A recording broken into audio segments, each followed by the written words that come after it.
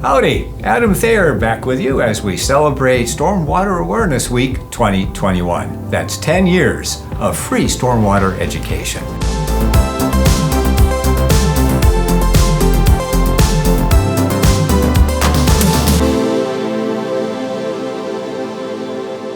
Well, during this segment, we're privileged to have with us once again Andrew Turovskis and Steve Turovskis. And we're highlighting various years as we take a look backwards during these past 10 years of Stormwater Awareness Week.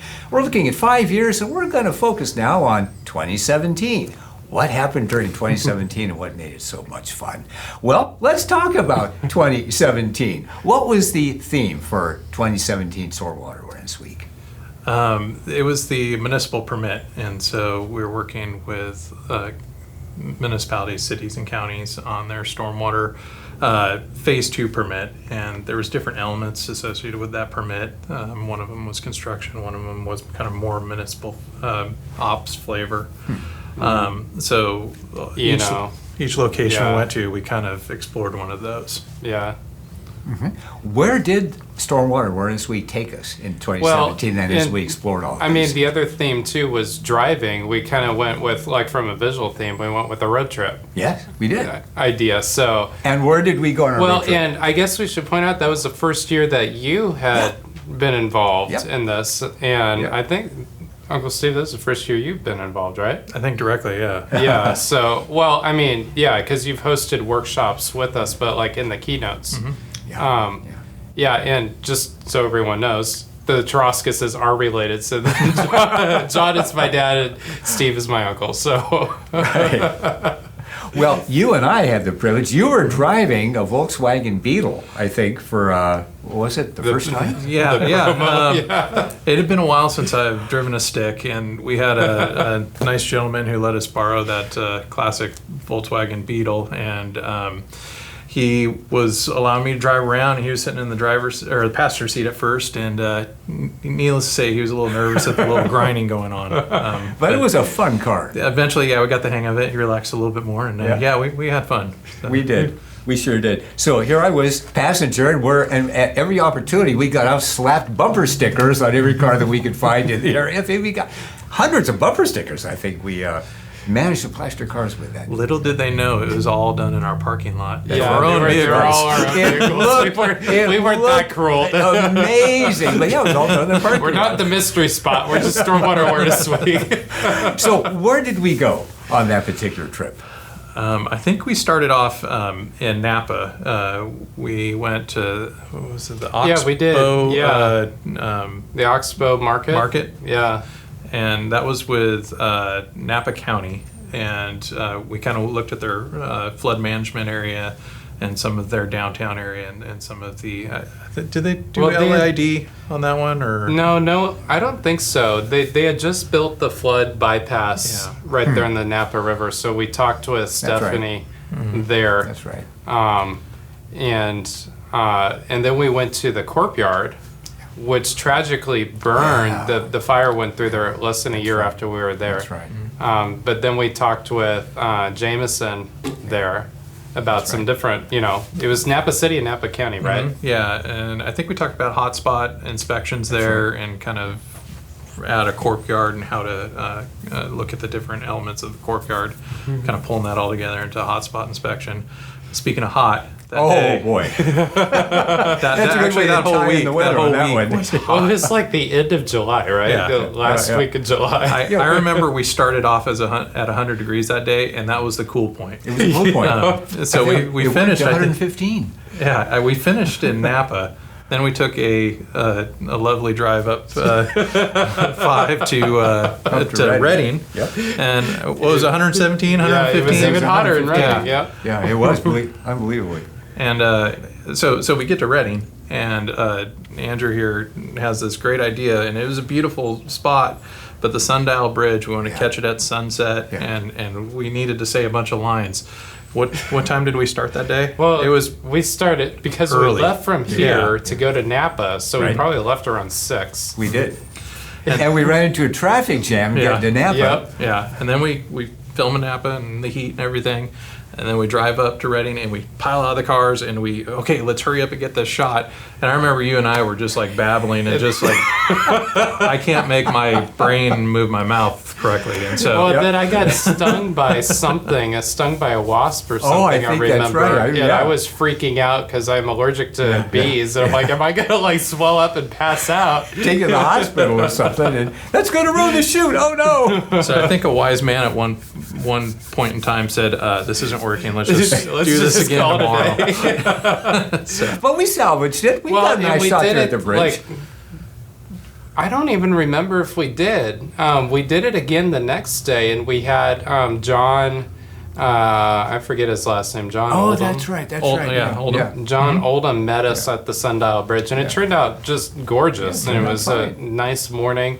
That was the only nice part of that day, as it would turn out. It's 117, but it was nice that morning. It was probably mid-90s. And we went to that construction site and we kind of looked at the construction element of the permit. Yeah. But then, if you remember, John is a avid yes. trail runner.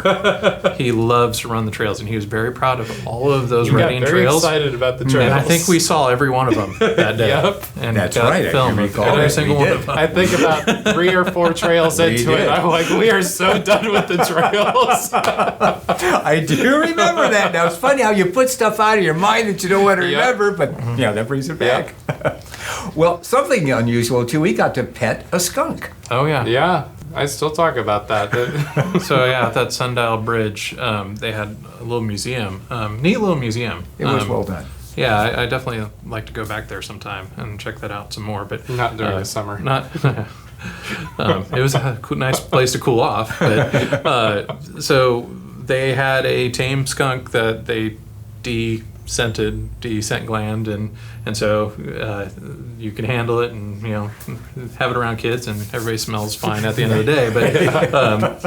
But yeah, it was pretty weird to have somebody come out with randomly with a skunk. Well, yeah, it was so random because like we didn't know that they were gonna bring a skunk out. So you like look over, what's a skunk doing? How come is this she's planned? holding it? Yeah. Never seen anything like that before.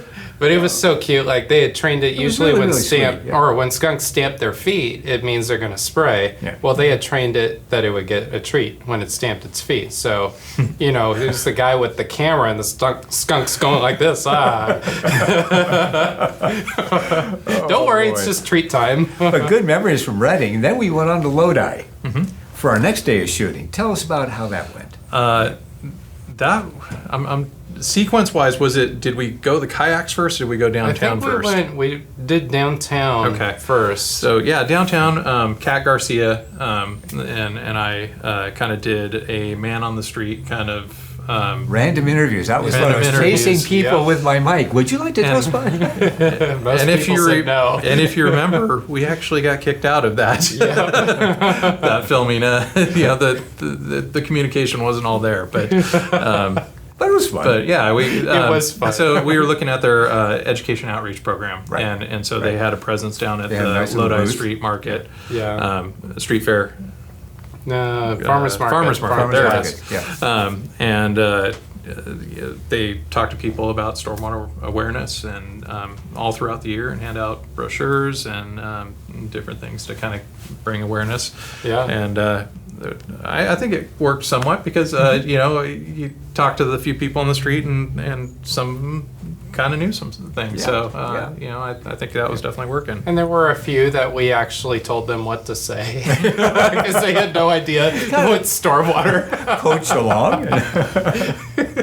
But then it was really cool because then we got to kayak on the lake. Yes, with Kathy Grant, and that was challenging.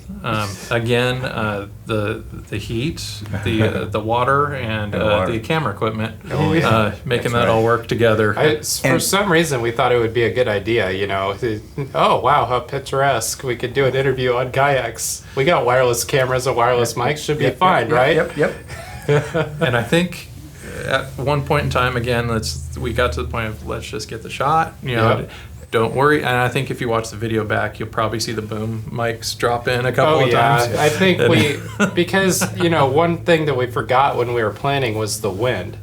And so you guys are floating all over the lake. That's right. if I The wind was remember. just drawing us farther and farther down. We're supposed to be We clumping were holding together. on to each other's Right, kayaks. we were. Trying to keep And then us all out going. of like your back didn't go, and you're like sitting, trying to connect Well, it in. I never been in a kayak before, and I was trying to stay up with the guys. The wind was blowing me downstream, but I had a Fun blast. times. Yeah. That was so much fun. And then we tried to get some audio, I think, from onshore. We discovered we were too far offshore, even with shotgun mics. Well, and We then were you were using. picking up the fishermen from, Yep. right behind you guys on the other shore. It was a disaster. I'm sure it was pretty entertaining for everybody watching. Yeah.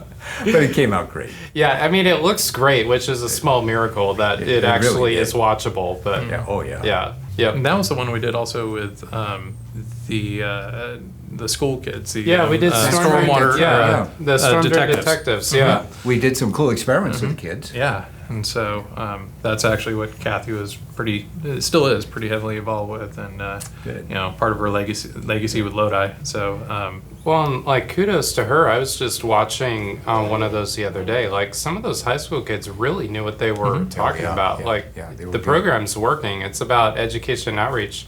I had them explain to me one of the experiments that some of the students were doing. Yeah. So, and if you can explain it, that means you know it. Yeah, and they start them young. Like it's first grade and up, all the way through high school. Yeah. Well, we're talking about Stormwater Awareness Week here, and we've been enlightened about what happened during 2017, the keynote presentation for Stormwater Awareness Week that year. Well, we have much more to come, a lot more in store for you, so stay with us. We're going to learn a lot more about future years here in Stormwater Awareness Week. Adam Thayer, stay with us. We were on a boat. Well, before that, we were in a Western. Then we were on a boat. Yeah, but we're doing planes, trains, and automobiles. We haven't done trains yet. That'll be the Oh, next one. we So we were on a and I boat. got a location for that too. Oh Cool. man. We'll workshop it. Okay. We're on a boat, and now we're in a car on a road because we're taking Stormwater Awareness Week on the road, which is what we did exactly in 2017. Yep. Yeah. So, all right, let's roll the promo. See where we're going. Where are we going? Well, we're starting at our office with our coworker's car. That's Mike again. Yeah, we coerced him to let us borrow his car, Bob. and I miss he was the Bob. only one that kept his car clean Yeah. in our office. And that's our friend Adam there. Also, we shot this at Bombeck and Piazza. Here in Lodi. Okay, my favorite. Oh, there it is. Yep. Hat. No.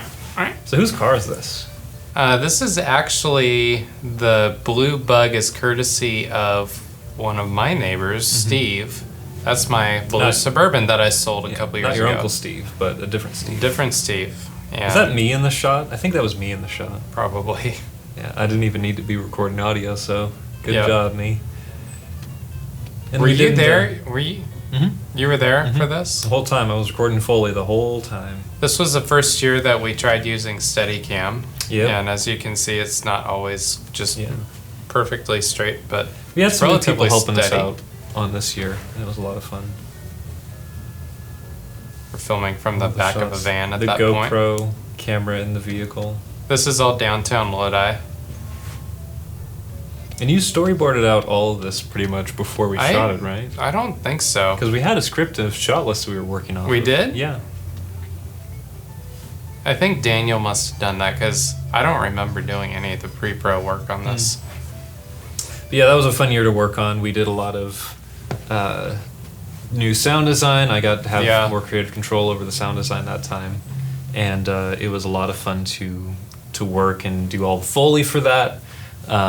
If you don't know what Foley is, it's the like all the sound effects that you record afterwards and then just throw in there. You know what? We did do, because you helped with the storyboard on that. I think so, Because yeah. this was the first year that we had done like the creative, you know, like when it came to the keynotes, we wrote the Right. scripts together. Right. This was the first year we had done that. And I think we did because I remember planning out the Bombeck and Piazza thing, and Yeah, I think we had a story. We could probably dig through our files and find it somewhere. yeah. But yeah, it was fun, you know, just in my office. I had a microphone set up and like throwing stickers in a box and then Yeah. and then like wrestling in, Doing all the grabbing Foley. the phone out of your Yep. pants. Like that was fun. And, Yeah. all the little laughs or the that was That usually Adam me still will making not those let moments. us live down. Yeah. He will probably mention it. We've because tried to make it a running joke in every video that he's in. If he puts on a hat, he goes.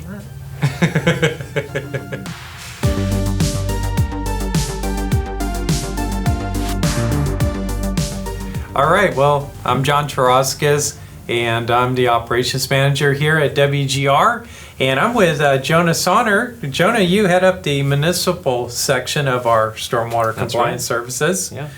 and you work with a lot of municipalities around California, don't I you? work with a few of them. Yeah.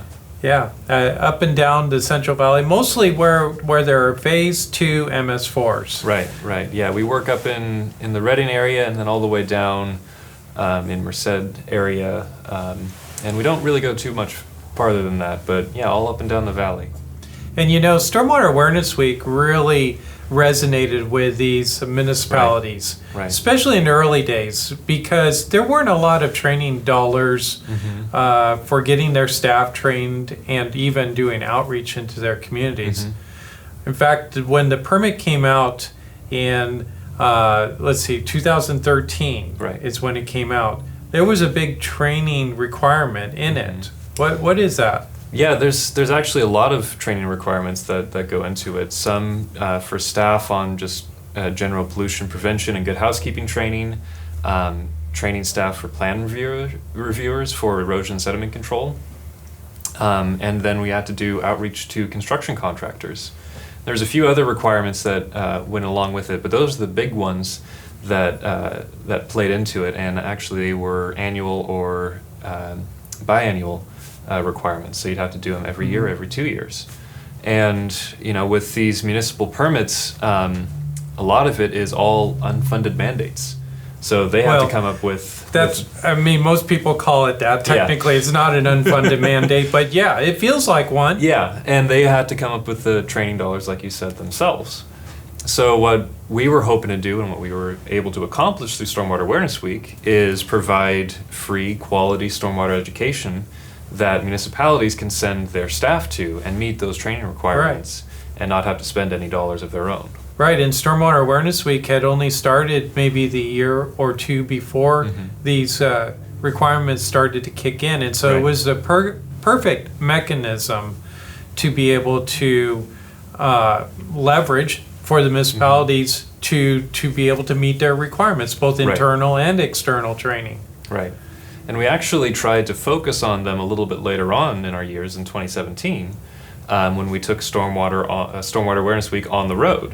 Right. And we were focusing on several municipalities and their programs and different elements of those programs. And then in our actual classes we did, a few of our staff, we went out and we taught erosion sediment control classes at municipalities' locations Right. in various areas throughout the state. That was a fun time. Right, and so the stormwater awareness year that we did on the road, we were actually trying to mimic Huell Hauser's California Gold program, where he goes all around California. Of course, this is a California thing, right? Right. And Stormwater Awareness Week is also very much a California thing, at least in the stormwater industry.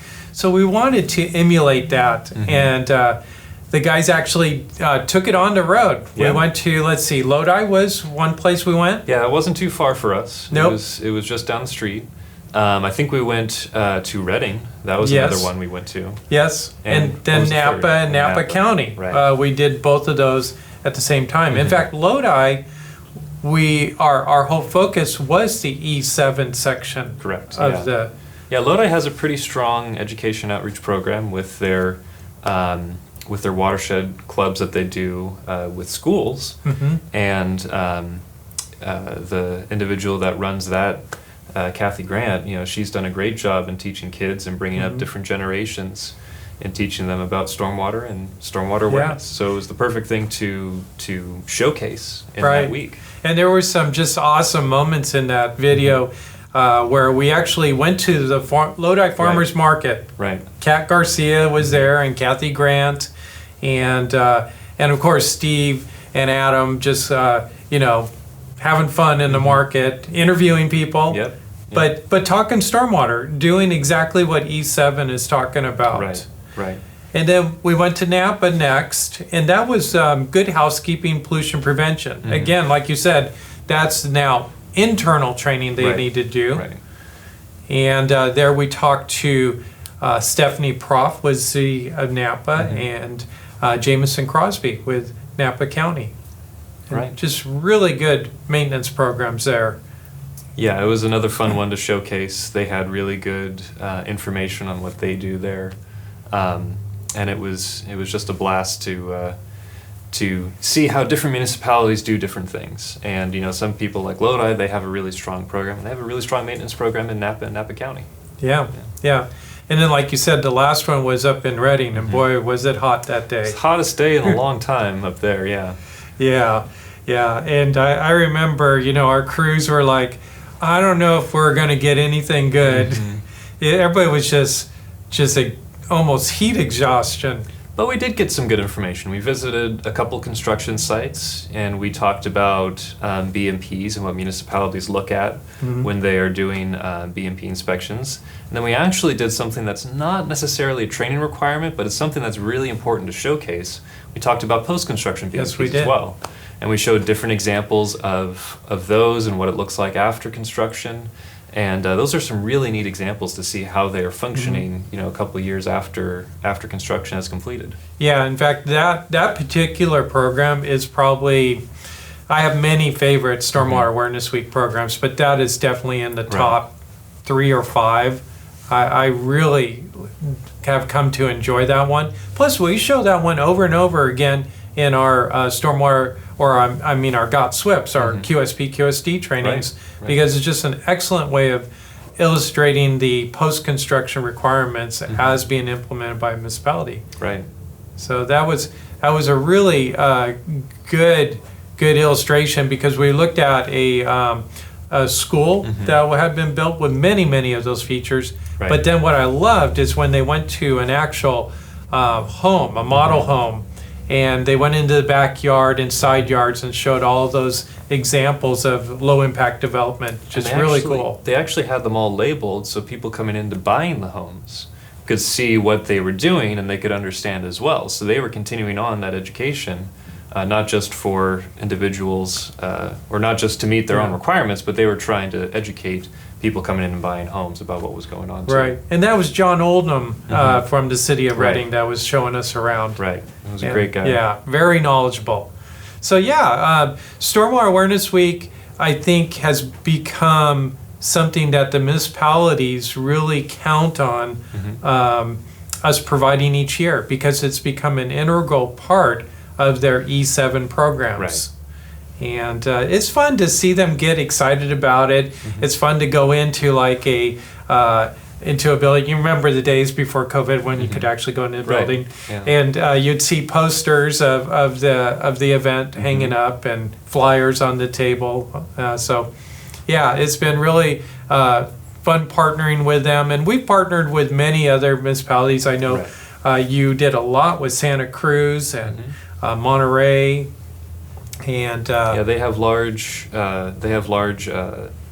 annual classes they do for not just their own staff but for contractors as well. They try and group everybody together and say come out and come to this training, ask questions, and get educated. So. And even last year, the first year that we were exclusively online because of COVID, the municipality sent a lot of people to view those workshops and used them. So, it's been fun doing this with you, Jonah, and I look forward to many more on the roads with the municipal folks. As soon as we can get back on the road, let's do it. All right.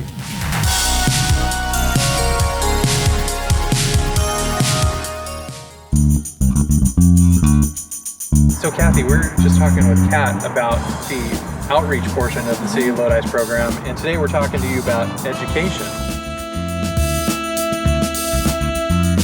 That's kind of what we're trying to do, is turn them into ambassadors for the watershed so that they then have these conversations with their family.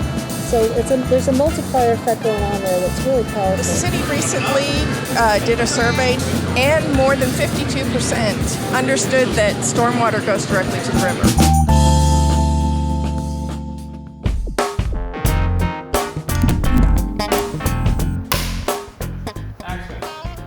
Hi, I'm Steve, and this is Stormwater Awareness Week on the road. Today we're going to be speaking with the City of Lodi about their stormwater education and outreach strategy. And to help us with that, we have Adam Thayer. Hey guys! Adam is a concerned citizen who wants to learn more about stormwater. So as we take stormwater out on the road, I get to come along for the ride. Plus, Adam owns a 1968 cherry red Chevy Camaro. The 1968 Chevrolet Camaro SS, packed with a 350 V8 and 295 horsepower engine, turbo hydromatic 3-speed automatic transmission, 0 to 60 in 6 seconds, featuring all black leather interior. I sold it. What? I thought we were going to take your Beetle. My Beetle? Yeah. No air conditioning. The all-new 2016 Chevy Sonic, packed with a 1.8-liter V4 and room to spare. 20 combined MPG air conditioners. Oh boy.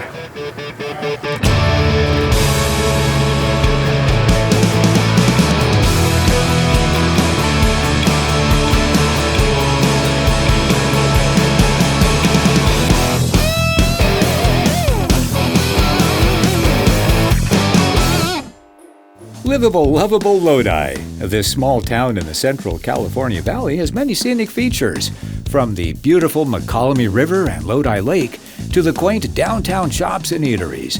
Now, although formerly known as the watermelon capital of the country in the 1880s, today Lodi is known for its wine, vineyards, and its beautiful locale. But Lodi is more than just a fun vacation spot. It's also a leading figure in the stormwater world, especially when it comes to education and outreach. Today we'll be talking with Kat Garcia and Kathy Grant, two ladies with a definite passion for stormwater education and outreach. Lodi's Certified Farmers Market has been a summer fixture in this cozy California town for many years. Every Thursday night between May and September, hundreds of people crowd the downtown streets to buy fresh produce and other goodies. This is a perfect setting for talking about education and outreach too. Basically, the city's entire target audience turns out en masse every Thursday night. Hi, you must be Kat. Yes, hi.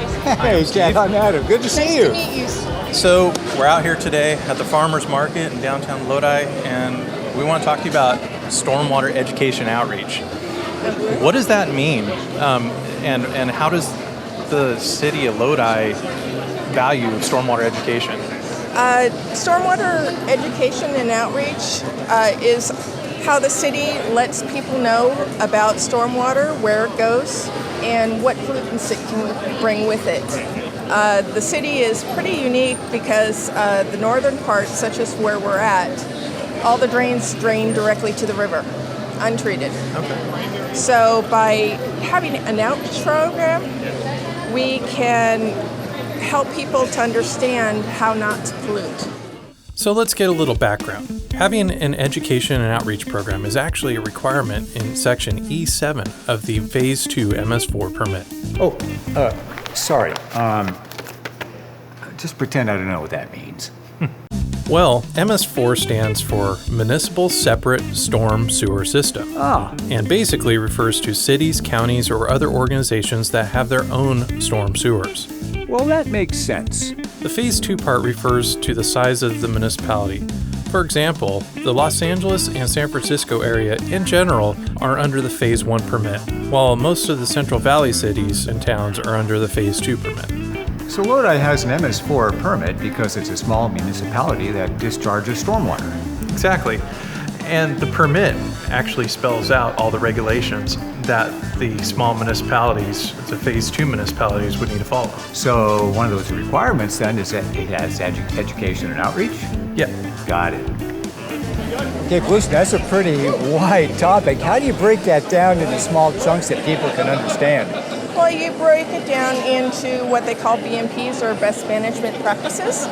Now, is there a certain approach to capturing all this? Because, I imagine there's a lot of messages to hit and there's a lot of different people to hit. And so how do you really harness what you're going for as far as education outreach? We have a program where we develop the plan on how we're going to do our outreach to the citizens, and we measure how we are doing by how many brochures and how much contact we're having with people. Okay, you mentioned brochures, so you're Yes. passing out brochures. So we're passing out brochures, and also we send inserts sometimes. We do ads. We also have our coastal cleanup and Earth Day cleanups, to where we get the citizens to come out to the lake and they help clean up, and they go out in the different reaches and they bring it back and they count it. And that helps involve then just ordinary people like me. Yes, yes. So with all these messages going out, how do we know which ones are hitting? We know that by doing a survey. So the city recently did a survey just to gauge what the existing level of knowledge is with the citizens. And we got 503 responses, which was excellent. And more than 52% of the people that responded understood that stormwater goes directly to the river. Wow, that's amazing. I love all these different means of outreach that you're implementing. I'm really curious, has the city met with any struggles in trying to get this message out to the people? We do have struggles. There's the language barrier, because sometimes people don't, speak English. And also reaching people. For instance, not everybody reads the paper. You're always making adjustments in your program, I imagine. Yes, we're always making adjustments, and if we try something and we realize that people aren't going to read it or hear it, we try to find a different, better way of reaching. Oh, this is all just really great. I love the effects that all the approaches you're using. My question is, has this really resulted in increased involvement on the part of our community? Yes, actually it has, because another event that we have is Coastal Cleanup Day, which happens every September, and we also do an Earth Day cleanup. So we're always trying to find different methods to get the public involved. So that sounds like a lot of instant results from those cleanup events that is instantly measurable. But generally, how does the public find out about stormwater through the city's various outreach methods? Well, besides the website, we also do a farmer's market in the summer. Every couple of weeks we have a booth. Actually, it's right over there. And we have handouts, and we have our employees that will talk to the people if they have questions. Perfect. Well, would you mind showing us that booth? Sure, Please. come right over. Let's go. Perfect. Wow. Oh, this is really great. So who are your friends back here? This is Joni and Marco. They're our water conservation Hi. officers. Hi, Joni. Hi, Marco. And they are manning the booth this week. Well, you've got a lot of really, really neat brochures and things here. Tell us a little bit more about this. Yes, we have brochures on both the water conservation and the stormwater. And we do in 2 languages. Oh, wow. We do have a brochure that's in Spanish, and it's also available on the website. Okay. And we also have, every year we have work with the students. Oh, wow. Okay, And they so write articles based on their involvement in the field trips and the coastal, and then the storm drain detectives. nice. Okay, so the headline here, do you pollute without realizing it? So people don't realize they're polluting? Sometimes they don't. Sometimes they don't realize. If their car is leaking oil, or if they're fertilize their lawn and they're over irrigated, it can run into the street, which goes into the storm drain, and in many places in the city it goes directly to the river. Wow. So a lot of those messages we were just talking about over here are playing themselves out here on the table. And it looks like you have some brochures there. Yes. What sort of topics are we hitting here? Oh, we're hitting topics such as pest control, pool maintenance, and construction activities, because sometimes people will do their own little concrete. Okay, so we're here at the farmer's market, so we're talking to Joe homeowner and people who live and work right here in the city. So a lot of those are targeted toward them. Yes, and they're also available on the city's website in both languages, English and Spanish. Perfect. Good. Well, I think we're going to peruse these a little bit. Thank you very much. You know what? I'm going to grab a couple of these brochures. I'm going to tell some people about stormwater. That sounds great. Nice seeing Good you. seeing you, Kat. That was good seeing you, Kat. You have fun with that. I'm going to go grab something to eat. You dog. All right. With all this talk about education and outreach, I thought I'd go out and take a survey of my own to see how much Lodians know about stormwater. Hey, would you be up for a quick interview? You betcha. Hey, I want to ask you, this is Stormwater Awareness Week. Are you aware of the need for capturing our stormwater properly? Well, I'm very aware of the stormwater and how important it is and where it goes and the effects that it has in our community, the delta, our habitat, and the fish. People need to be aware of where it goes to. You know, all that water, all the oils and stuff like that, all run down the sidewalks, go into those drains, and it all flows down to the rivers. No oil at all. In fact, nothing else. And no other pollutants either? Yeah, except for water. Okay, so you know this is Stormwater Awareness Week. Are you aware of the fact that only stormwater goes down the drain? I didn't quite know what only stormwater did, but I'm all for it. Only clean stormwater should go down the storm drain. That's right, because clean water is important for the environment, right? Absolutely. There we go. Thank you. My pleasure. Like you just heard from Kat, the city has several effective stormwater outreach and education techniques, but the one we're going to talk about next is one of my favorites. It's the Storm Drain Detective Program. Ooh, now that'll be fun. The Storm Drain Detectives Program actually started because of a non-compliant situation. In 1998, the State Water Board fined the City of Lodi's wastewater facility $20,000 for discharging water with high chlorine levels. The city approached the Water Board and asked that $10,000 of the fine remain in Lodi to start a water quality education program. The Water Board approved the request, and Lodi's Supplemental Environmental Project was born. The Storm Drain Detectives Program, part of the Supplemental Environmental Project, is an after-school program that teaches students how to monitor and protect water quality. 18 years later, more than 2,000 students have gone through the program. So what are we going to be looking at here? We're going to be looking at the pH levels, the Which one do you guys want to do water first? conductivity, the pH. You want to do pH first? like the dissolved solids and things like that. Okay, so why'd you pick this site? Because Mrs. Kathy told you to come here? Or This is like our local water source where the closest one actually to our school, and it flows into the delta and ends up going out to the ocean and into the estuary of the San Francisco Bay, so it's pretty important to our water source around us, so it affects us directly. Different. So we've seen pH. What are you doing right here? I'm doing dissolved oxygen with a chemet. Okay. So explain, how does that work? It does look like got a little blue water in there. Yeah, it starts off as a clear vacuum tube. Then we break it open in here, and just like turns blue. Then we compare it with the different colors up here, and see which one it matches most with. Can you hold this? I think I've done this with my hot tub before. This is my AP Environmental Science class, and they are testing the water for various pollutants, potential pollutants, and just some of the water quality parameters out here. Dissolved oxygen, temperature, nitrates, pH, all of those things. This morning we met in our classroom with Mrs. Grant and went through the importance of calibrating the equipment, how to calibrate. So this is a small portion of the class. Their task is that they're required to come out here once per semester. So this crew will come at least twice, they can come more for extra credit, and that way it'll give them that repetitive 2 seasons, different tastes of what it's like out here. And they'll hopefully learn a ton about hands-on science and what it means to be environmental scientists out here in the real world. Well, great. Well, thank you for letting us tag along with you today and ask your students some questions. And it looks like everybody's having a good time out here. Yeah, thanks for coming.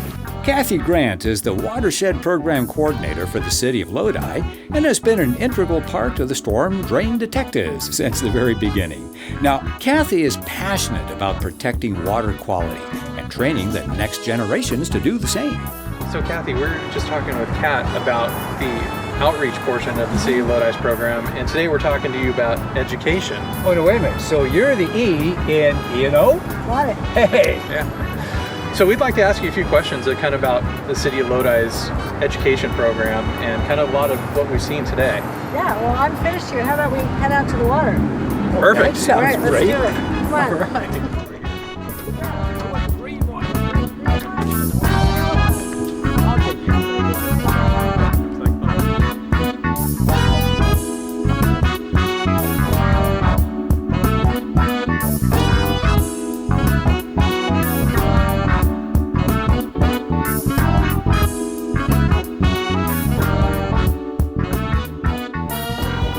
So Kathy, we're out here on the water. And this is the same water that we were just watching the students sample in, correct? Yep, very same water. So where are we? We are in Lodi Lake, which is just off of the McCollum River, San Joaquin County. And so the students were just sampling this water upstream. And what's the purpose of the storm drain detectives? What we're trying to drive home through the students is for the students to be able to make a connection of how their residential neighborhoods would actually impact the river.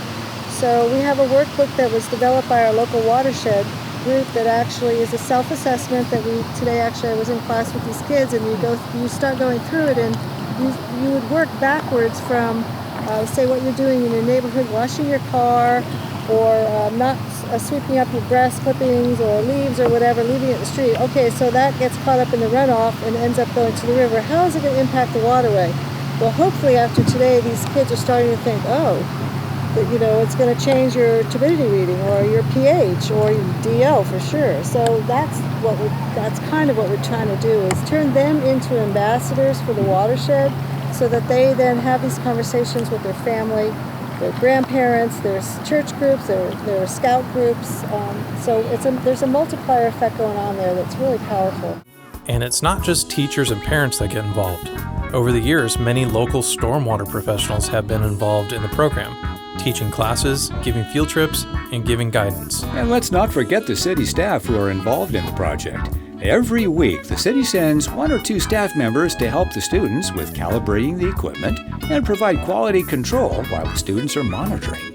That's really cool. Now, the students were doing a lot of measurements. They were taking a lot of readings. Were you pleased with the results they got?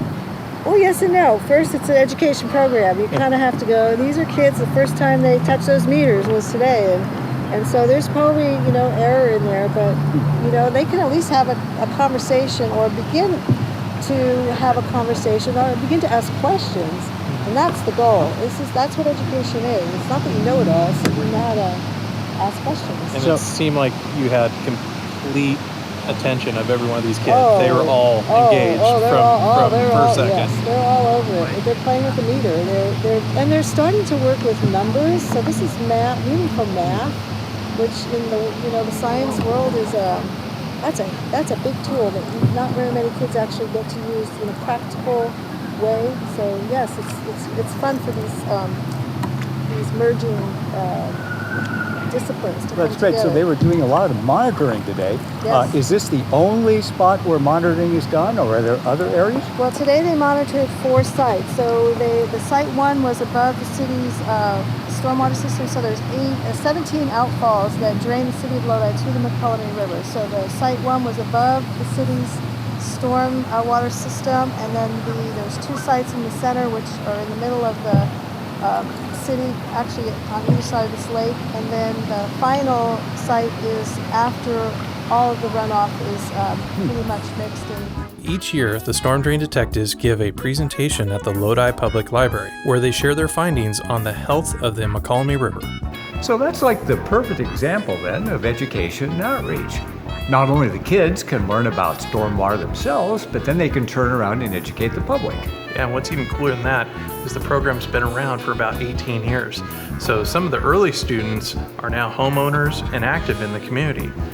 And so the river and the environment are all important to them today because of their time with the storm drain detectives. Well, how cool can that be? Yeah. Is monitoring the extent of the education efforts, or what else is the city doing? Oh no, so I often compare our program to a hand. In the center of our hand is the monitoring program.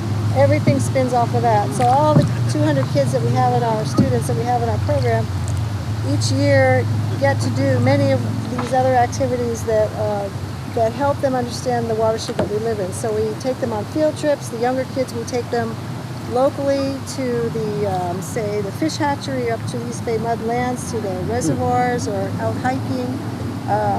And then in town, we'll take them to the surface water treatment plant so they can see how this McCollum River water is treated for drinking water. We'll take them out to White Slough to where our wastewater plant is, and they'll see how water is treated again and put out into the river. whatever we can come up with that will teach these kids about their watershed so that they become good stewards. And then the final trip is actually out to the San Francisco Bay where they work on the MFI ship. That's just one. These are field trips. Then we have coastal cleanup. We get the kids engaged in picking up trash. We have EEI curriculum that we have teachers using so that they understand the environment of California. It's a free program. It's offered by Cal Recycle, and it's all about garbage. And that's a big deal right now is garbage. And actually we have a workshop on Thursday, which I'm really excited about. And it goes on and on and on. So we have lots of, we put out, the other one, the big one is every year we put out a newspaper called the McCollum Current. So all the students in the program then write reports or stories or draw painting, pictures, tell the storm drain detective, analyze the data. And then we publish this newspaper, which then we pass out to 20,000 people. It basically goes out to all schools, all classrooms in Lodi, and also to our subscribers. So it's a very rich program, but the hub of it are these kids monitoring because it's really all about water quality. You know, we talked to Kat out at the farmers market about outreach. You know, we're talking to you about education, but then I think there's even another element, which is participation, which I think I heard you kind of touch on. Right. Tell me a little bit about coastal cleanup. Coastal cleanup, very fun. We actually do a couple cleanups a year now because it's become so popular, but the basic design of our coastal cleanup, it's a statewide event. It happens the third Saturday of every September. I think it's been going on for 32 years, a long time. In Lodi, about 15 years. And Wow. What we do basically here that makes us a little bit different is we'll have about 350 kids show up on that Saturday morning, and Starbucks gives them their coffee, so they're now wide awake. And then we send them off in groups, and they will clean this entire park, which is about 110 acres. They'll go out by kayak, they'll be on land.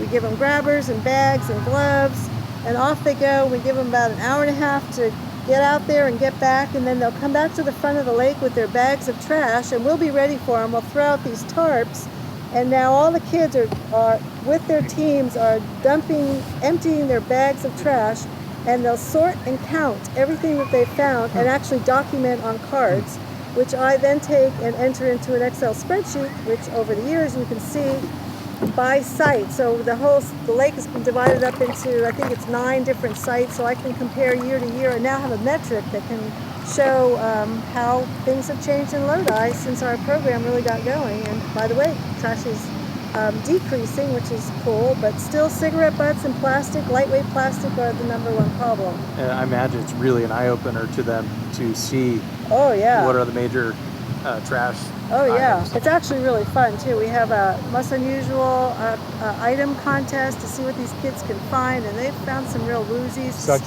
Such as, well, the state also has a statewide contest, and Lodi has won twice, which is kind of amazing. The first year we had the cleanup, the kids found, one of the students found an unscratched California lottery ticket, which he won $20 for, and then he got $100 from the state for that one. And then a few years later, we had one of the moms actually that was working with her son or daughter find a little black Gucci purse that had a crawdad inside, and under her tail she had a little clutch of eggs. So it's just kind of cool, clutch. And that won $100 from the state. So it's all trash good. pays. Trash pays.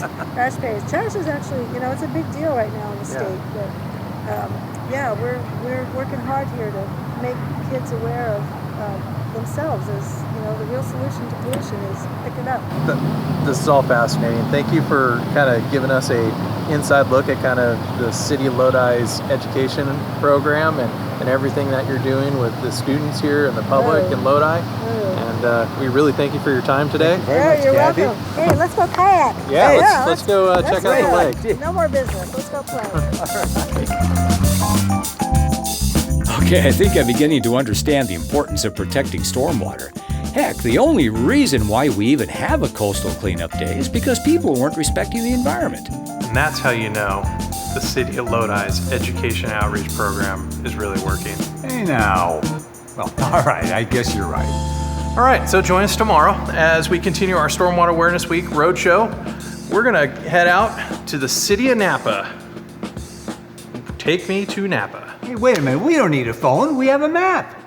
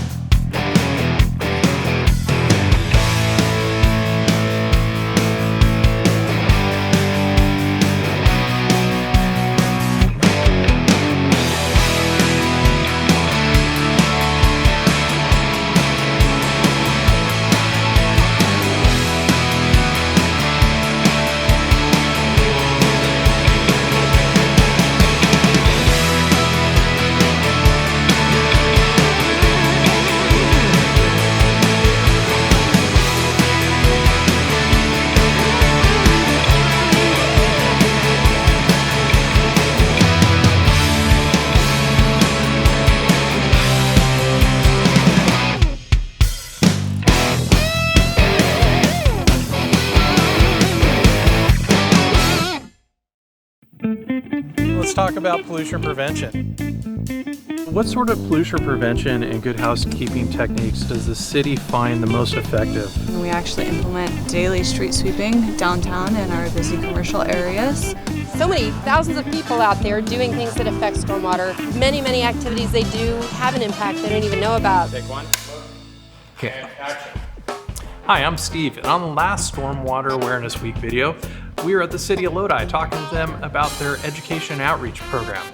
Adam, what are we going to talk about today? Well, today we're talking about We're talking about keeping a good house. Okay, we're talking about house good keeping. Okay, a house divided itself can't stand. How about the good housekeeping sign of approval? Today we're going to talk about good housekeeping at the municipal level. And pollution prevention.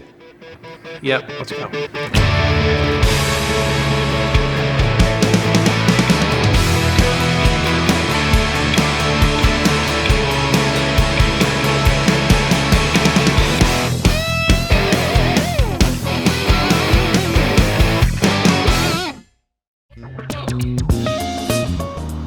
Situated among some of the most beautiful and picturesque areas in Northern California, the city of Napa and Napa County are one of the most popular tourist destinations in the state due to the fine food and the wine industry.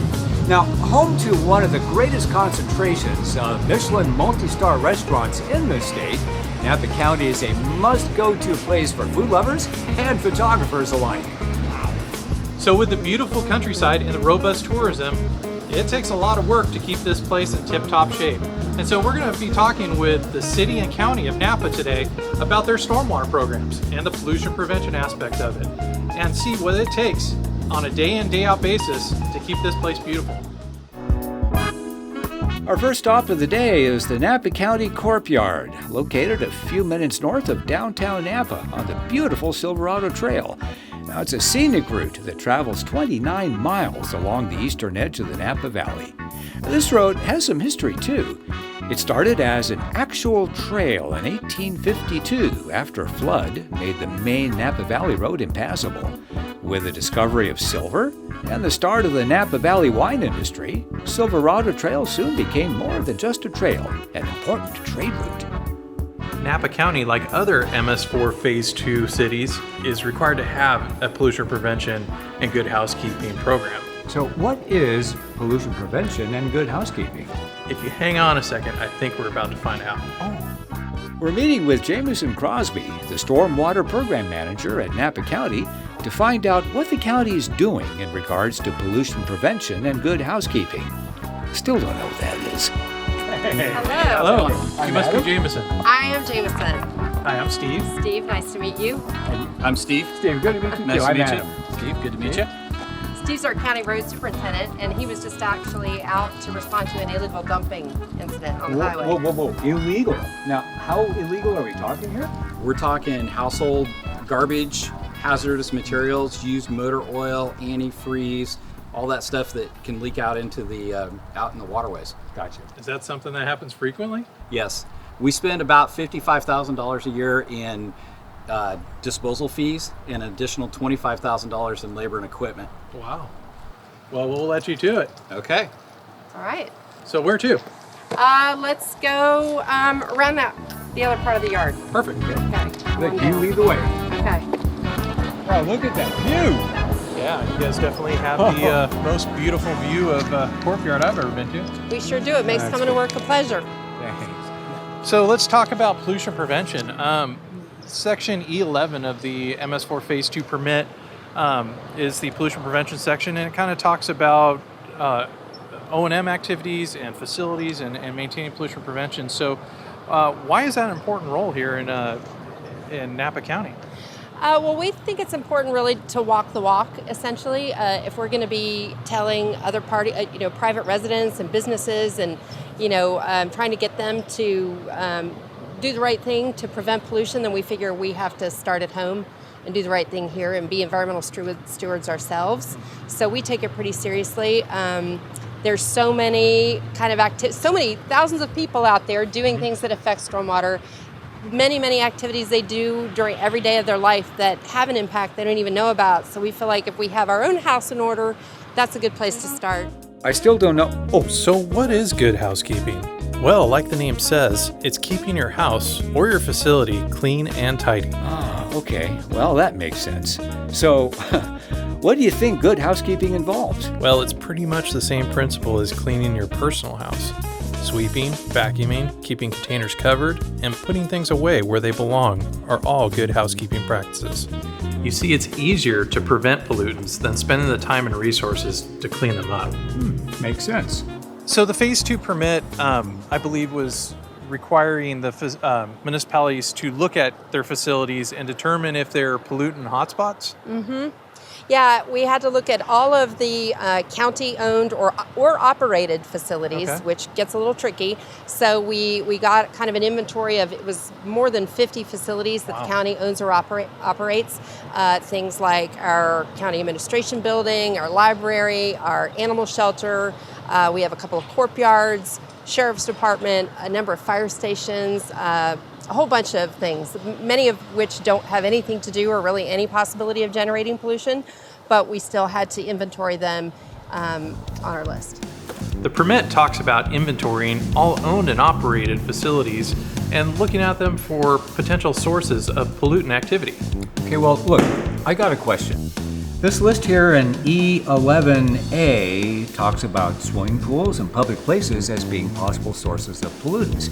Now, I guess I just don't get it. How can a public place be a source of pollution?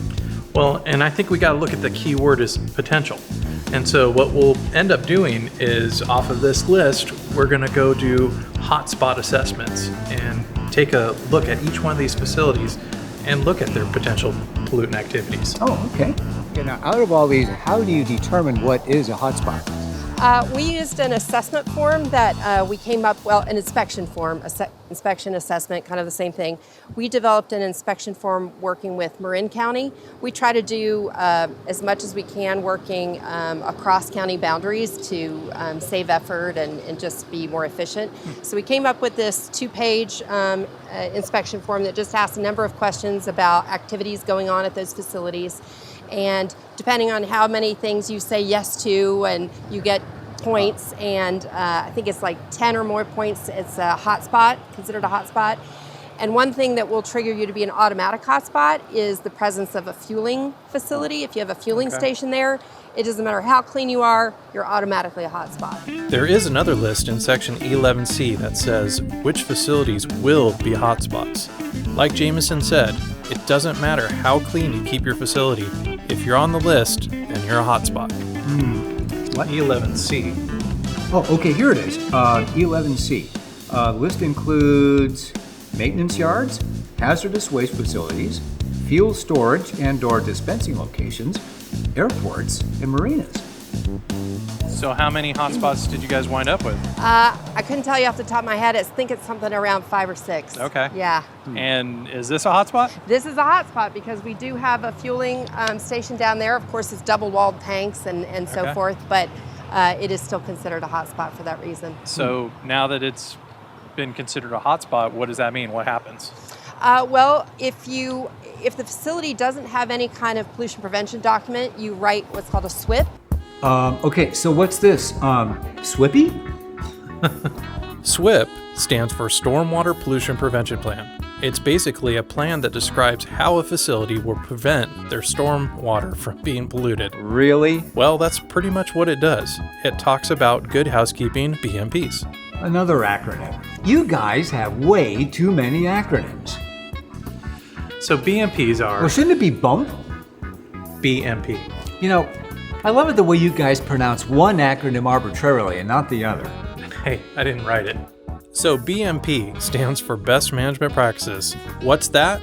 Well, it's basically anything that you use to prevent stormwater pollution. So would good housekeeping be a bump then? Absolutely. Good housekeeping would be a BMP. And so are many other things such as inspections, maintenance, and physical BMPs like drain insert filters and fiber roll. The BMPs that you use at your facility will all be described in the SWIP. Now, what is the SWIP? What's the purpose of the SWIP? What does the SWIP tell you to do? It's kind of like your internal document for housekeeping. It's, Okay. Inspect this at whatever frequency, clean this at whatever frequency. We have to do, starting this year actually, the 5th year of the permit, we have to do quarterly inspections and annual inspections. Okay. And so actually our courtyard staff, our superintendent and other staff are in charge of doing those quarterly and annual inspections and keeping records of them and keeping them on site here at the courtyard. And then after compliance and inspection, and if it seems as though it falls under the category of what needs to be corrected, can a hotspot be reversed?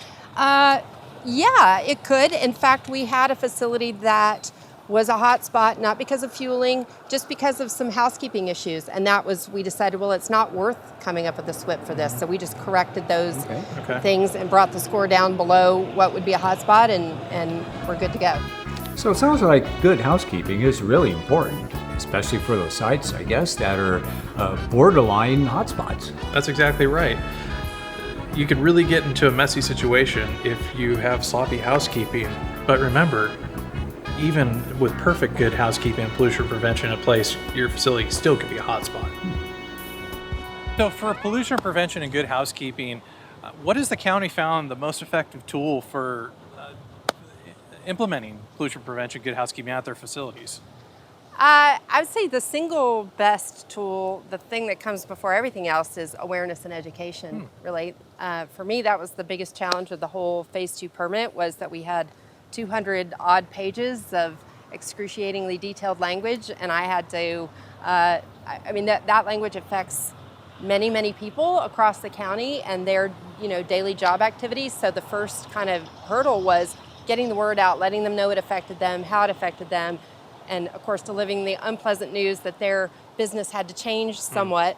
But people have been pretty receptive. So yeah, I think the first hurdle is just getting awareness of it. And then, implementing individual BMPs isn't so hard once people buy into the overall concept. So yesterday, Kat and Kathy were telling us about how important education and outreach is to educating the public. But now Jamieson is telling us that it's important to train your own staff as well. That's exactly right. You can't expect your own folks to know how to implement perfect pollution prevention and good housekeeping if we haven't trained them on the techniques. Or why it's important. Exactly. And really, we need to be the model to our community on pollution prevention and keep our own house in order before we start asking them to. So it's been said many times, only rain down the drain, and that's really dealing with illicit discharges, non-stormwater discharges. What are the typical kind of non-stormwater discharges / illicit discharges does the county deal with? Oh, all kinds. People, trash, as we talked about earlier, illegal dumping, just trash out in more the urbanized parts of town, people pressure washing, washing vehicles. So how do you find out about illicit discharges? Are your folks kind of aware of what to be looking for? Is the public aware of what to be looking for? We were required to train our own staff about being aware about illicit discharges, so I think that our own in-house staff are pretty on top of it. In fact, I would say at least 50% of the time that we learn about one, it's from our own shop, our own people calling in. The general public is aware of it as well. As a matter of fact, we had a discharge just the other day where somebody was discharging a hot tub from a local business, actually, into the street. And when I drove by and stopped and talked to the man, 2 people had already come up to him and said, "Hey, what are you doing?" And turned out he had an encroachment permit, and he had dechlorinated the water as he was supposed to. So everything Sounds was like your copacetic. folks are on top of it. People are on top of it. The city looks out for the county looks out for the city. Sometimes if, one or the other of us don't have time to respond, we'll help each other out and go check it out. The fact they had an encroachment permit sounds like your outreach is working also. Yeah. So it seems like the hot topic of the moment is trash in the stormwater world. And so what does the county plan on doing as far as taking a compliance track to trash? Well, at the present moment, which is still about 3.5 weeks away from having to make that designation in SMARTS with the Water Board, we are thinking that we're going to comply via Track 1. All right, let's back up the bus a little bit. Jameson is talking about a series of amendments to the California Ocean Plan that were adopted by the state of California in April 2015. These amendments were created in response to an increasing amount of trash in our waterways and ocean. After they take effect, they will prohibit all NPDES permittees from discharging trash into our waterways. Okay, sounds like a good thing. Now, what's this Track 1 that Jameson mentioned? For Phase 1 and Phase 2 municipalities, the state basically gives them 2 options to control trash, commonly referred to as Track 1 and Track 2. Track 1 involves installing full capture devices that remove everything larger than 5 millimeters in size from the stormwater runoff. Track 2 is basically the same as Track 1, but instead of using full capture devices, the municipality could also use multi-benefit projects, treatment controls, and institutional controls to achieve the same effect. And at least based on the trash assessments we've done so far, and we've assessed virtually all of our priority land uses at this point at least once, there really aren't, other than illegal dumping, there really aren't a lot of areas of concentrated trash in the county. I don't know if we're going to do catch basin inserts or if we're going to do larger hydrodynamic separators or other facilities. That's still TBD, but at the present moment, we're going to go Track 1. Now, you just mentioned 3 weeks to make a decision. Is there a timeline to getting this all taken care of? There's a 10-year timeline to comply with the whole trash amendments. The clock actually started, I believe, with the receipt of that 13383 letter from the Water Board in June of 2017. So, Track 2, which is a combination of other controls, you have 1.5 years to do from June to do your implementation plan. We'll probably do an implementation plan anyway, because anytime you do a pretty significant capital, installation, you need to have a plan. So we'll probably do that anyway, but 10 years to comply with the whole thing. Okay, great. All right, well, thank you very much for showing us around today and answering some of our questions and sharing some information with us. And we're really appreciative of your time. Yeah, happy to do it. Thank you for coming to Napa Thank you so County. much. Learned a lot today. Excellent, thank you. When most people hear the word municipality, they probably think of a city, town, or an area with a lot of people and a lot of buildings. Napa County is a Phase 2 small MS4, but it's unincorporated. So on our quest to find out about pollution prevention and good housekeeping, Steve and I are going to the city of Napa, another Phase 2 small MS4, to ask them about their pollution prevention strategy and see if it's any different from Napa County. We're going to be talking with Stephanie Proft, a senior engineering aide with the city of Napa, about the city's stormwater quality program. We're meeting Stephanie by the newly completed Napa River Flood Control Bypass Project near the Oxbow Public Market. Hi, you must be Stephanie. Hi, yes. Hi, I'm Steve.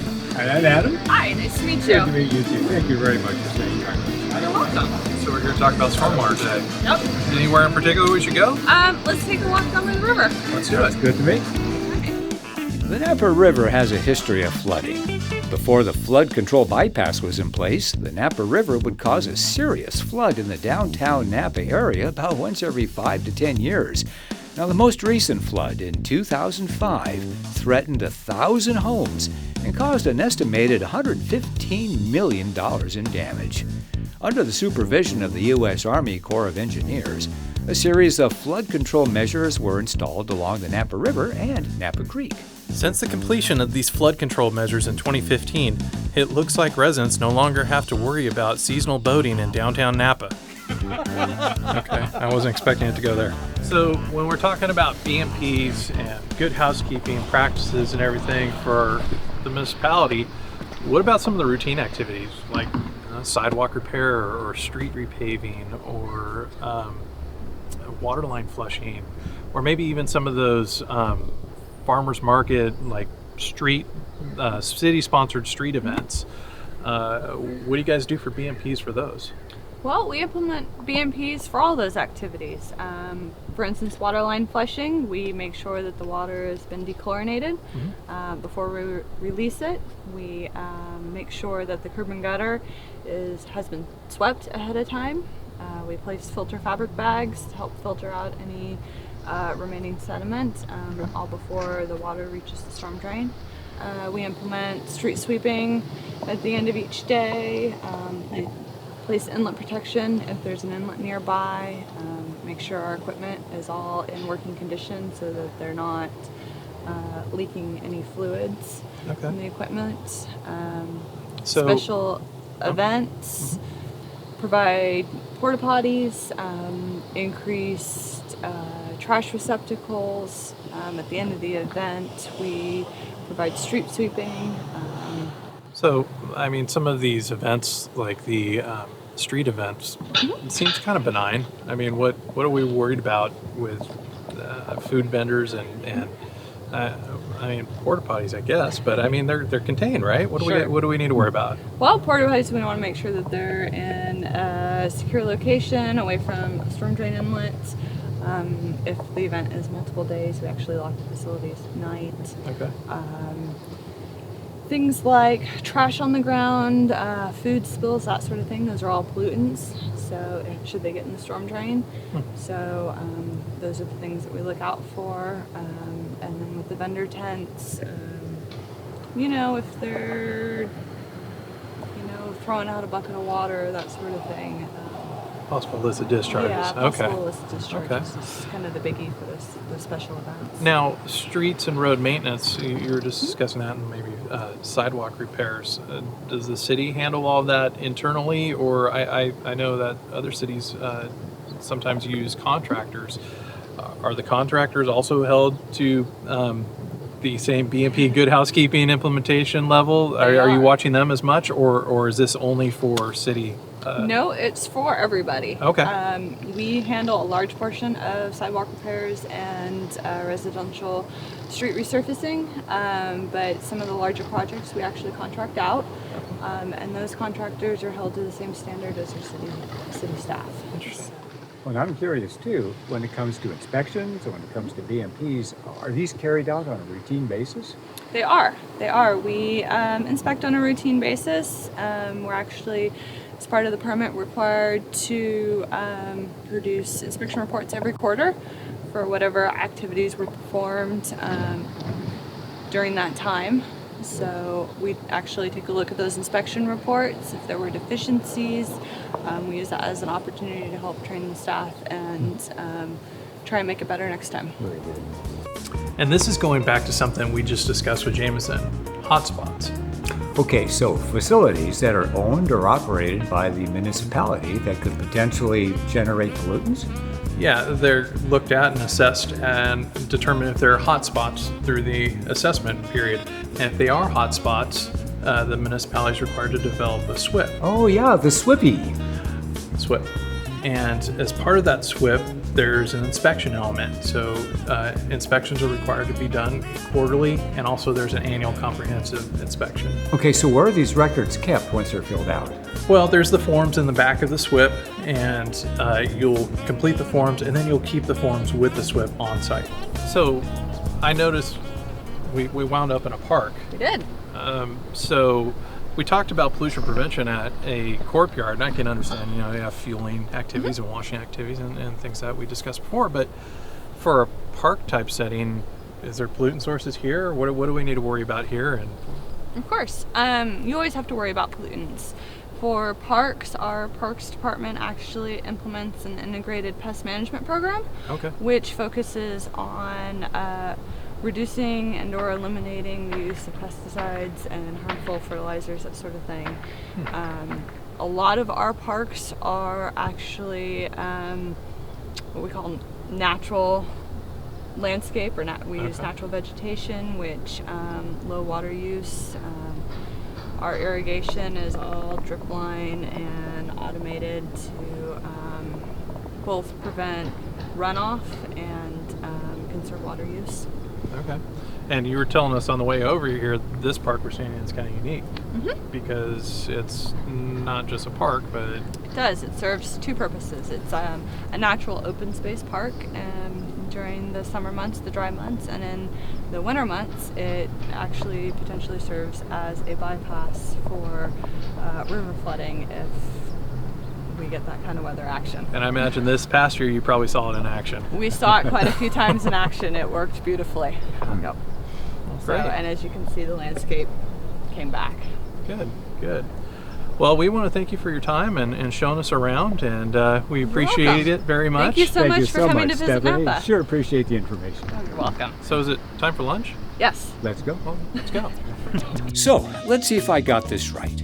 Pollution prevention is basically a program that is put in place to reduce pollutants in stormwater runoff, right? Exactly.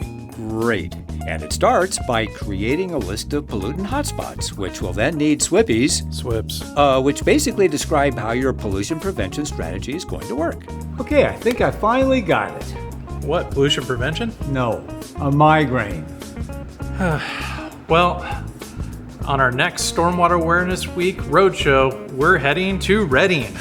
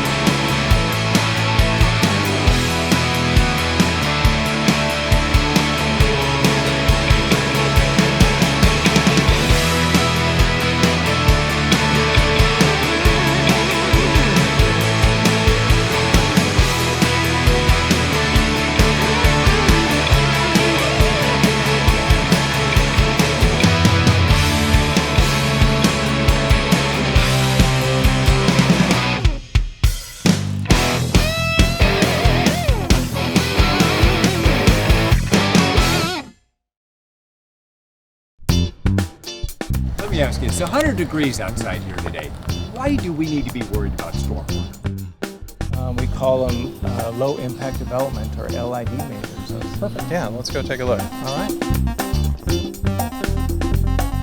Actually started working on the water long before we worked on the school itself. Can you show us some of these features before we need to take off here? Hello again, I'm Steve, and in today's Stormwater Awareness Week Roadshow, we're heading to Redding, where we're going to talk to them about construction, post-construction, and low-impact development. Back to one. What? I'm just getting ready for the trip. For what? Dude, it's 112 degrees up in Redding. What? Hey, somebody get my agent on the phone. Oh, cool. Do you have an app like that for Android?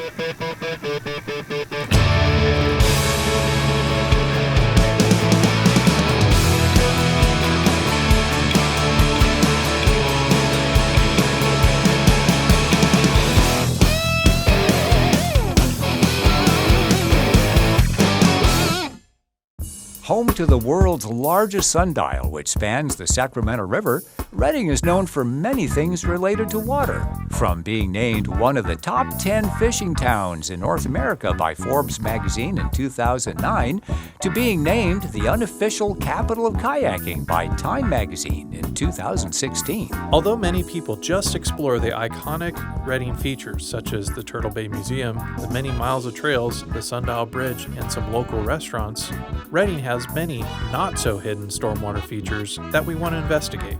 Today we're going to be talking with John Oldham and a few others about Redding's construction and post-construction programs. Hi, you must be John. I am. Hi, I'm Steve. Good morning, I'm John Oldham. Hey, good morning. I'm Good Adam. morning. How are you, Adam? Good to see you. Hey, welcome to the city of Thank Reading. you so much. Yeah. Well, we're on this beautiful bridge. Oh, isn't it nice? Beautiful sundial bridge over the Sacramento River. Now, when was this built? This was built in 2004. It was designed by the famous Santiago Calatrava, this famous architect from Spain.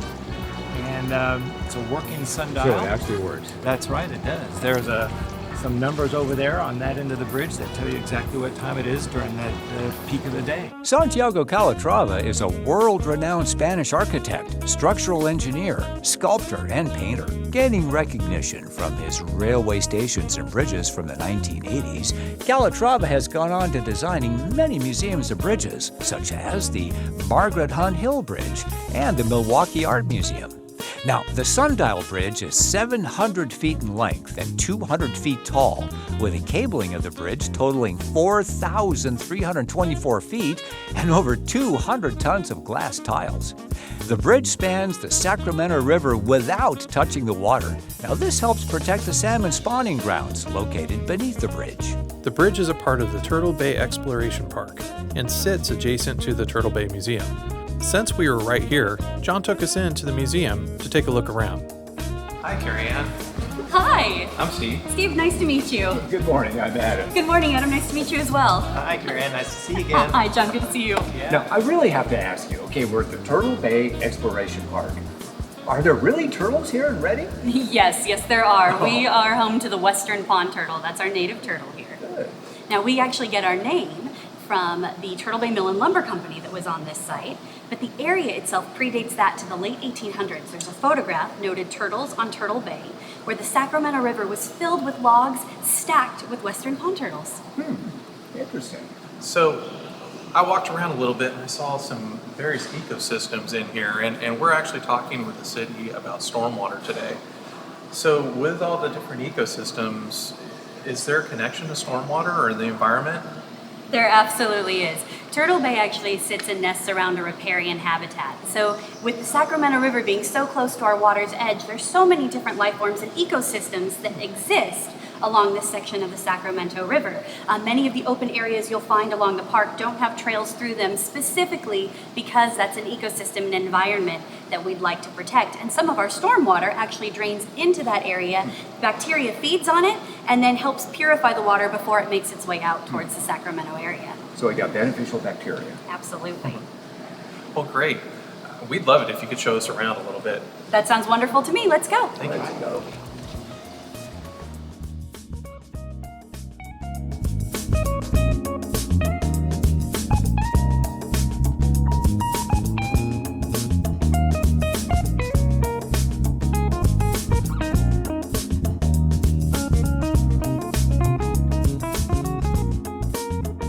After Carrie Ann showed us the exciting exhibits, John wanted to show us Turtle Bay's newest addition, the LEED certified Turtle Bay Hotel.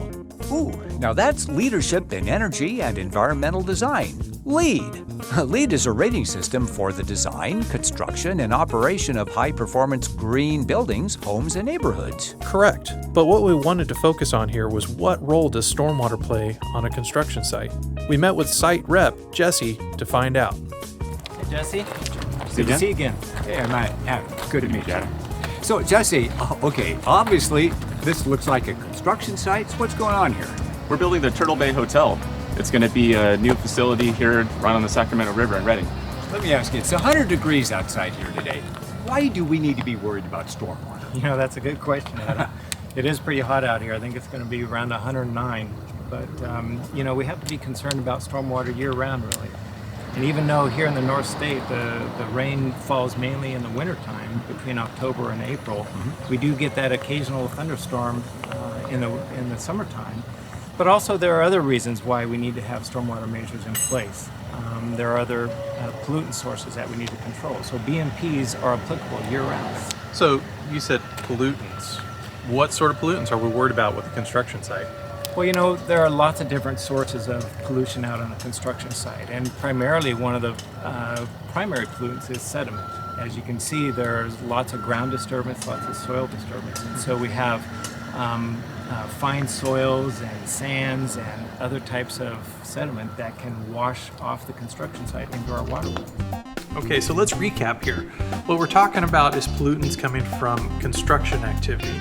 And so a lot of those requirements stem from the construction general permit, which requires permit coverage to those sites that are generating those pollutants at sites greater or equal to 1 acre. Oh, okay, I know this one too. Now that's called the sweeping plant, right? SWIP, Stormwater Pollution Prevention Plan. And in that plan, it outlines what BMPs need to be in place on the site, and also what other pollutants could potentially come from the site. So we're talking sediment, TSS, turbidity, maybe oil and greases and pH altering pollutants. So this site looks pretty under control. I don't see a lot of dirt leaving the site. Jesse looks like he's doing a good job here, but there's got to be those sites that aren't. Do you look at these sites? Do you make sure that they're putting them in place? What's your process for that? Absolutely. We have a stormwater management program at the city, and as well as our construction inspectors. And so they go out to these construction sites and they monitor, they inspect, they work hand in hand with the construction contractor on the job to make sure the best management practices, the stormwater measures are in place as needed pursuant to those plans. Well, let me ask you this. What about a potential situation where a violation potentially could happen? What happens next? Well, we'd like to try to correct that violation before it gets to be a problem. And so we work with the construction contractor to try to address the violation or the potential violation, and to try to get BMPs in place or to get them maintained or whatever the case may be. If that doesn't happen, then we can write a notice of violation to the project owner. And then that way we can work with them on a more formal basis to get the violation corrected. Now if that doesn't work, then we can issue fines as necessary to try to address the problem. Next up. Yes, yes. Okay, so John, I heard you say a couple of different names for plans. I heard Jesse had a SWIP, and then there was an ESCP. Okay, now what's an ESCP? An ESCP is an erosion and sediment control plan. And so the erosion and sediment control plan is something that's required by the city of any construction project. It can be a plan as small as us providing a pamphlet to the project proponent, or maybe a template plan that we help them create, all the way up to a full-fledged plan that an engineer produces for the construction project. Okay, and you said a small site. How small are we talking? All the way down to anything that disturbs the ground potentially. Okay, wait, so any soil disturbance? So let's say, for example, that I'm going to do some minor sprinkler repair out in the yard. That still means I have to get one of these SKPs?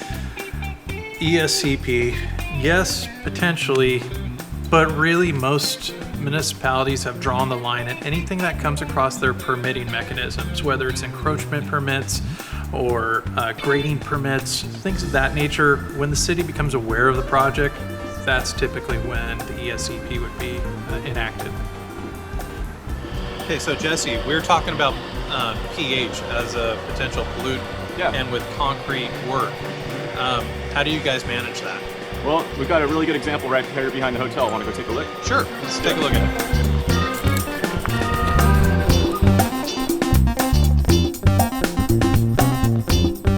Okay, so Jesse, we're at your concrete operations here. What are we looking at? Okay, so the concrete, as we said before, was the primary source of pH pollution from a construction site. So here is an example of one of these types of operations. And so things we do are keep our materials covered in the case of a pending rain event so that it doesn't get wet and run off. We like to site our construction mixing or pouring operations away from drains or in places where we can protect it in case of a rain event. And then third, after the construction is completed and the trucks are dirty and our mixer is dirty, we'll wash it out in a designated area that prevents it from getting on the streets or getting next into a drain after rain's happened. Okay, and this is typically something you want to see when you come out and visit a site, correct? Absolutely. Our inspectors are going to be on the site looking for these types of things, looking for the concrete washout, making sure that things are covered with an impending rainstorm. and just that the site is clean so that there's not any threat to water quality in the area. After Jesse showed us some of the site's LID features, John mentioned another site that we should go check out, the Reading School of the Arts. In 2012, the school became the first campus in the world to be certified platinum under the stringent LEED for Schools 2009 standards. The school utilized features such as solar water heaters, geothermal HVAC, a wind turbine, and a 175,000-gallon underground water storage tank to collect stormwater from roof drains and gutters, which is then used for irrigation in the summer. Now, the facility uses less than 20% of the energy of typical schools of its size. John arranged for us to meet with James, the architect for the Reading School of the Arts, to talk about the site's LID features. John, this is such a beautiful spot. Can you tell us, where are we? Oh, we are at the Reading School of the Arts, and this is a platinum LEED school that was constructed started in 2008. And this site has many different LID features that we want to showcase today. And so with us today is James Timer, the architect of this school. And I'm going to let him talk a little bit about what the design elements are and how they relate to stormwater. Great. Well, there's a lot about this school that has to do with water. That was a really important concept for us from the very beginning. We actually started working on the water long before we worked on the school itself, starting with the parking lot area. It's a large area, and we actually worked with several consultants. One specifically for the bioswales that we designed that run along the parking lot area. Mm-hmm. The parking lot area, which includes curbless drainage into those swales to ultimate detention pond that's at the end of the site. The concept here was to conserve the water usage in the building, to save it, to process it, and move it off to the adjacent site with as good quality as we could. Low-impact development became popular in the 1990s as an alternative to the traditional BMPs. It emphasized conservation and the use of on-site natural features to protect water quality. Okay, Steve, so I'm a little lost. How can I help you? Well, what specifically are these lid measures? LID. Seriously, do you need to pronounce every acronym? There are 5 core requirements when it comes to designing for LID. Conserve natural areas whenever possible. Minimize the development impact on hydrology. Maintain runoff rate and duration from the site. Scatter integrated management practices throughout your site. Microscale controls that infiltrate, store, evaporate, and/or detain runoff close to the source. Implement pollution prevention, proper maintenance, and public education programs. So basically, we're trying to maintain how a site would act before construction took place. Correct. The whole idea is to use natural methods to manage stormwater and runoff at the source. The end goal is to make it like the project wasn't there. So, John, from a city standpoint, when a site comes in here with their post-construction features, does the city have a criteria that they're requiring all projects of a certain size to meet, or do the features need to be sized for the project? They do. Any project site with ground disturbance of more than 2,500 square feet needs to start considering stormwater treatment measures. And they consider site design measures and source control measures and stormwater treatment measures. And the larger the site, the more measures have to be implemented. And those site measures are designed around the storm runoff. And so it's that technical aspect of 85th percentile 24-hour storm. So it's that high frequency, short duration storm that all these features are meant to address. And so these features will both treat the water, and they're meant to infiltrate the water and retain the water, evapotranspirate the water, and then take it off site. Essentially what we want to do is we want to try to mimic the conditions that were here prior to construction of this site, so that the runoff is the same afterwards, even with all these impervious surfaces here and buildings and so on. That's great. Pig spa or pig spa? Are you okay? No, I'd say I'm more confused than a colorblind chameleon. What? What? A post-construction standards plan is basically a plan to set the standards for post-construction. Really? Yeah, really. It goes back to the discussion we were having on LID about offsetting the impacts of construction.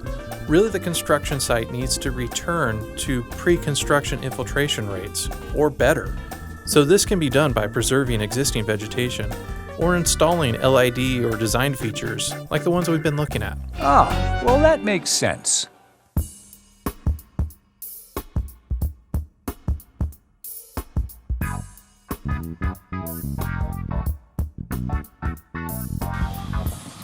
Well, John, I think I'm actually beginning to catch on here. I recognize a lot of the items that we've been talking about earlier today. I recognize the mulch and the bark. What else should we have pointed out here? Well, gosh, there are a number of LID features that we are showcasing in this model home. We are in Shastina Ranch plan development, and the city has worked very closely with the developer here to showcase several BMP measures at these model homes. We have several model homes that have showcased the different features, and this is just our latest one. And it helps us educate the public with regard to stormwater treatment, and it allows us to meet some of the requirements of our MS4 permit, which is always important, of course. But it also helps to educate the developers and teaches them about what's important as far as stormwater treatment, and that helps them in turn treat their construction stormwater runoff in a better manner, as well as develop their homes and design their homes in a way that treats stormwater over the long term. So some of the features we have here, we've got a rain barrel here that captures and collects water on site. We have some permeable pavers right here that infiltrate the stormwater as it hits the ground. We've got a bioretention unit over here in the form of a small rain garden that takes water in and treats it through some engineered soils, allows it to soak into the ground. There's also some underground piping that helps take those larger flows off-site. And then in the front of the home and on the side of the home, we also have some infiltration trenches. And that allows water to soak into the ground and be retained on site until it reaches a point where it overflows that trench and then flows out, helping to be filtered by the gravels that are in the trench. So it appears that a large portion of the water for this site is really kept on site through all these different controls. It is.